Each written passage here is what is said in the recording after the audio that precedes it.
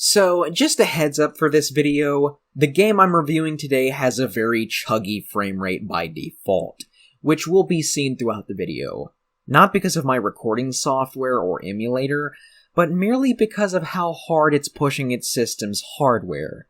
If stuff like this makes you feel nauseous or you are prone to seizures, I'd recommend you open up another tab and simply listen to the video while you read or play video games.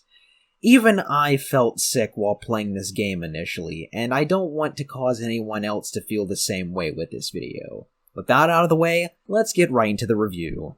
What's up, gaming gangstas? It's ya boy Slayer here. The open world crime genre has really had it rough over the last year or so. Rockstar continuing to milk GTA 5's anorexic corpse through the mud once more, a fairly disappointing Saints Row reboot reveal that didn't live up to my expectations, and the cherry on top of the shit sundae, yours truly got scammed into actually buying the GTA Trilogy Definitive Edition. While I am glad to see GTA on the Switch for once, the atrocious performance, glitches, and robot chicken rejects masquerading as character models make this game feel absolutely criminal, both literally and figuratively. But let's forget about all of that and take you back to a largely forgotten game called Payback. Released in 2001 for the then dying line of Amiga computers, Payback is pretty much a carbon copy of the original two GTA games. The style of gameplay is the same, the overall look is similar down to borderline plagiarizing assets from its bigger brother, and even some of the lines of dialogue remind me of the ones in GTA 1. It's clear that this was a mere attempt at bringing GTA over to the Amiga platform, something that was fairly popular in the UK during the early to mid-90s, but basically dead by 01. So pretty much nobody played this game. Yet, in spite of its obscurity, it managed to get a GBA port 3 years later. Payback is one of those games that nobody talks about, but it's something I was recommended on my Discord server after asking for some bad games to review, so let's boot up our handy old GBA emulator and play this bad boy.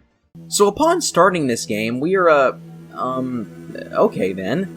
So even though this is a GBA game, the devs managed to fit an opening FMV sequence of sorts onto it. For all the fuzz and ungodly levels of compression, that is impressive.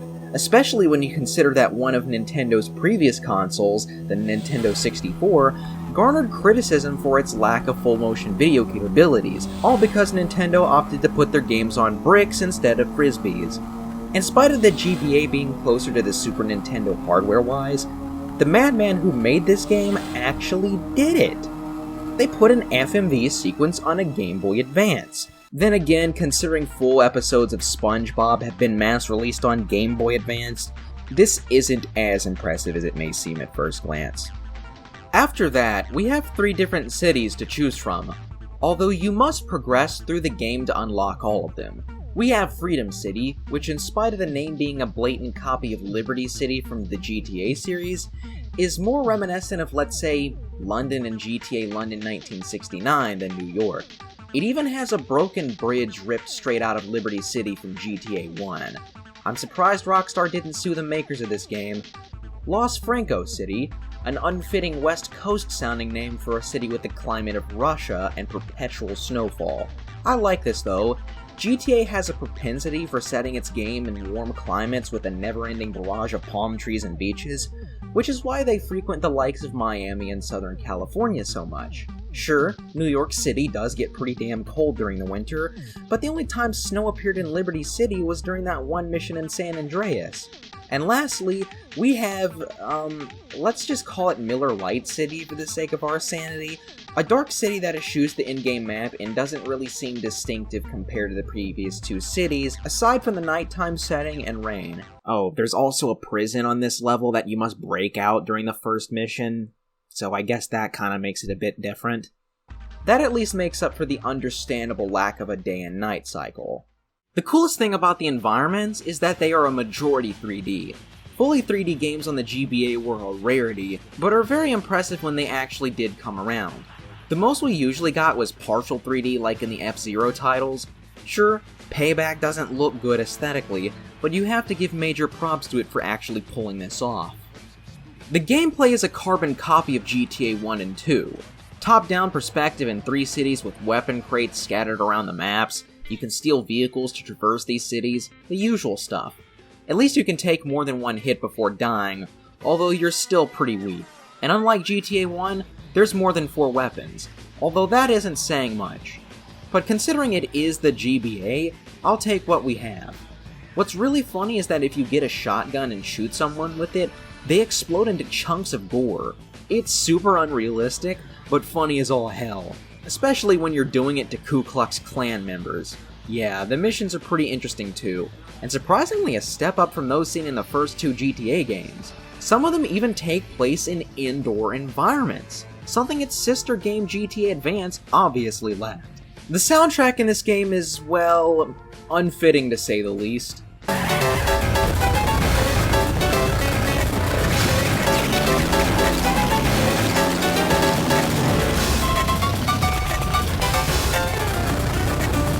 And the worst thing is that you can't turn it off. So throughout the game, you'll have to listen to this slapstick trash playing over people getting blown up. I'd honestly rather the game be silent than being forced to listen to this cheesy music. But with that little nitpick out of the way, there is one major issue with this game: the performance. Much like GTA Advance, Payback has severe adversity reaching even a remotely acceptable frame rate, and understandably so. With it pushing this handheld system to its absolute limits, the game just struggles to stay afloat, especially when you're driving. And the frame rate not only makes gameplay a chore at times, but it's arguably bad for your health too. No joke, when I first started playing this game, I started getting nausea and a migraine within the first half hour, and once I got up to take a break, I actually felt dizzy, to the point I had to go lay down for a bit. I'd be cautious while playing this game if I were you. Trust me, a chuggy frame rate can actually give you a headache if you have to spend more than 30 minutes staring at it. So the final verdict is going to be a very mixed one. On one hand, I'm impressed that the devs managed to make something like this for a largely 2D system, and have it run in the first place.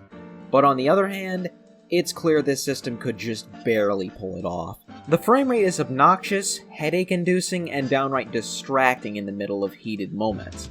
But if you can somehow stomach the horrible frame rate, what you have is a surprisingly decent, albeit very plagiaristic game. I would have loved this game on the go as a little kid, especially considering I was left with those horrible GTA games for the Game Boy Color. So Payback is at least better than that, and arguably GTA Advance. But it's still very, very flawed. Overall, I'm going to give Payback on GBA a 4 out of 10. And it probably would have gotten higher if the GBA could actually handle it halfway decently. What the devs really should have done is just wait for the Nintendo DS to come around. They could have beaten Chinatown Wars to the finish line and make a fairly decent open-world crime game on the go. But as it stands, Payback just fails on the performance front. I would proceed with caution before you play this one. Years later in 2012, Payback would get a mobile game sequel titled Payback 2. This one had more of a focus on online gameplay, but otherwise felt like a 3D remake of the first game, even featuring the same cities in high definition. I really can't judge this game since I've never played it, and I don't like reviewing mobile games, but from what I've seen, it looks decent. But that would be the end of the Payback series, unfortunately. A textbook definition of a GTA clone. Critics love to point at underrated gems like Saints Row 2 as GTA ripoffs so they can try to justify the series' later affinity for aliens and dubstep later down the line, but I'd advise those people to take a look at Payback.